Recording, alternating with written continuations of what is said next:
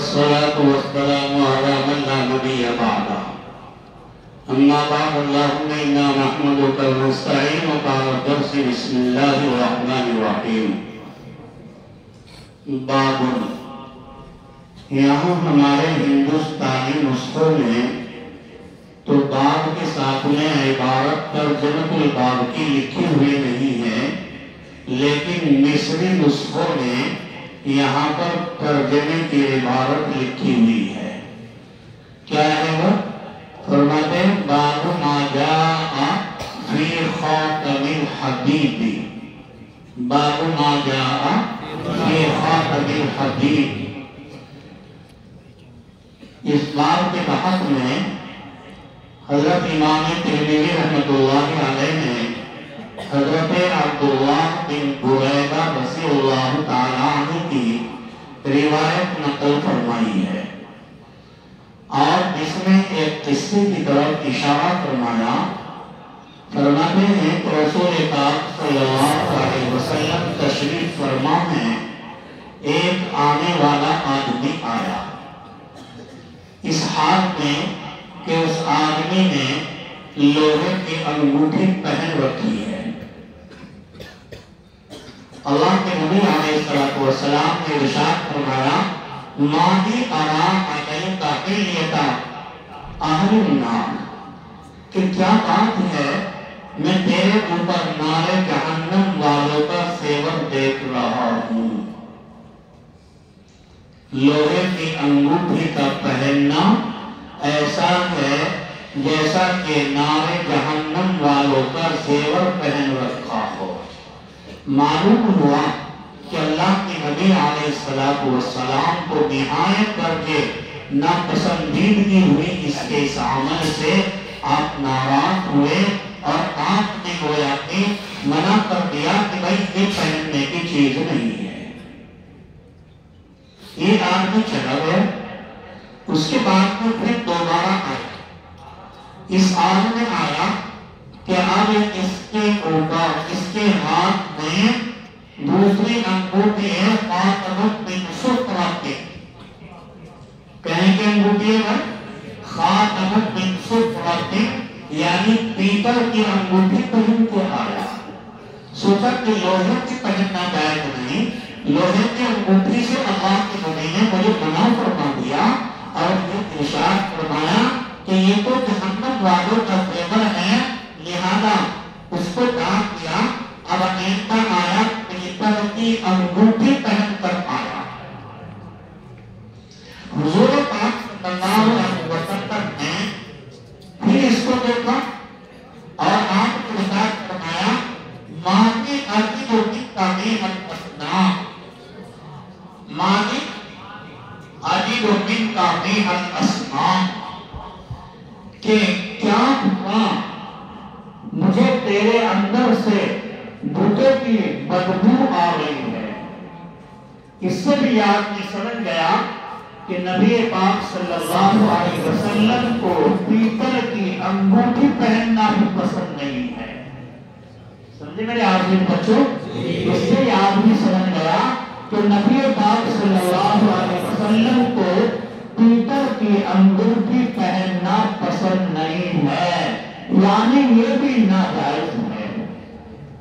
چلا گیا، اس کے بعد میں اب پھر دوسری مرتبہ آیا اور راوی کہتے ہیں ثم اتاه وعليه خاتم من ذهب فقال ما لي ارى عليك حلیۃ اہل الجنہ۔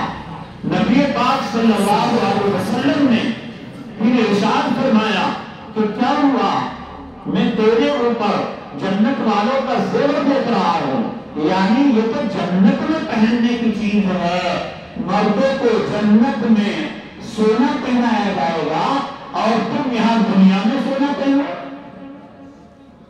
بہرحال پتہ لگا کہ حضور پاک صلی اللہ علیہ وسلم نے اس کے تینوں چکروں میں تینوں طرح کی انگلیوں میں جو تین طرح کی انگوٹھی پہن کے آیا، آپ نے ان تینوں پر اعتراض کیا اور اشارہ کیا اس کو کہ یہ تیرے پہننے کے لیے درست نہیں ہے۔ اب اس آدمی نے آپ نے کہا من ای شیء اتخذہ، کہ اللہ کے نبی علیہ السلام کہ تو پھر میں کس چیز کی انگوٹھی استعمال کروں، میں کس چیز کی انگوٹھی پہنوں؟ تو میرے عزیز بچوں، اللہ کے نبی علیہ السلام نے اس کو کیا جواب دیا؟ آپ نے فرمایا من ورق، چاندی کی انگوٹھی پہن، اور ولا تطعه مثقالا، ایسی پہن جو کہ 4.5 گرام سے زیادہ نہ ہو، 4 گرام یا کچھ زیادہ، یعنی 4.5 کے اندر ہونی چاہیے۔ تو پتہ لگا کہ میں اور آپ اگر انگوٹھی پہننا چاہتے ہیں تو میرے آپ کے لیے انگوٹھی چاندی کی جائز ہے، امت کے ہر مرد کے لیے جو نبی پاک صلی اللہ علیہ وسلم کا امتی ہے اس کے لیے چاندی کی انگوٹھی پہننا جائز ہے، چاندی کے علاوہ کوئی انگوٹھی پہن نہیں سکتے۔ اور اس کی بھی تحدید فرما دی، اس کے وزن کی بھی مقدار متعین فرما دی کہ اس سے زیادہ نہیں پہن سکتے۔ اب یہاں پر سوال ہے کہ اگر کوئی عورت سونے کی یا چاندی کی انگوٹھی پہننا چاہے تو اس کے بارے میں کوئی مقدار وزن کی متعین ہوگی یا نہیں؟ محدثین فرماتے ہیں، فقہائے اعظام فرماتے ہیں کہ عورت کے لیے کوئی مقدار متعین نہیں ہے، وہ اس سے زیادہ کی بھی پہن سکتی ہے۔ عورت کے لیے جائز ہے سونے کی انگوٹھی کا استعمال کرنا اور چاندی کی انگوٹھی کا بھی استعمال کرنا عورت کے لیے جائز ہے۔ کیا عورت سونے اور چاندی کے علاوہ دیگر کوئی زیور پیتل کا یا ایسے ہی تانبے کا یا سونے چاندی کے علاوہ کسی اور چیز کا کوئی اور ہار وغیرہ گلے میں زیور بنا کر لوہے وغیرہ کا پہن سکتی ہے یا نہیں؟ اس بارے میں محدثین فرماتے ہیں کہ عورت کے لیے لوہے کا، پیتل کا ہار یا دیگر کوئی زیور پہننا بھی جائز نہیں ہے۔ تو پتہ لگا کہ عورت کو سونا اور چاندی انگوٹھی کی شکل میں پہن سکتی ہے، اور اسی طریقے پر اگر کوئی مرد ہے اور مرد چاندی کا استعمال کسی اور شکل میں کرنا چاہے یعنی انگوٹھی کے علاوہ، تو مرد کے لیے انگوٹھی کے علاوہ چاندی کا استعمال کرنا بھی جائز نہیں ہے۔ تو عورت استعمال کرے گی انگوٹھی میں چاندی، انگوٹھی میں استعمال کرے گی کیا؟ سونا۔ انگوٹھی سونے اور چاندی کے علاوہ کی استعمال کر سکتی ہے یا نہیں؟ فرمایا نہیں کر سکتی ہے۔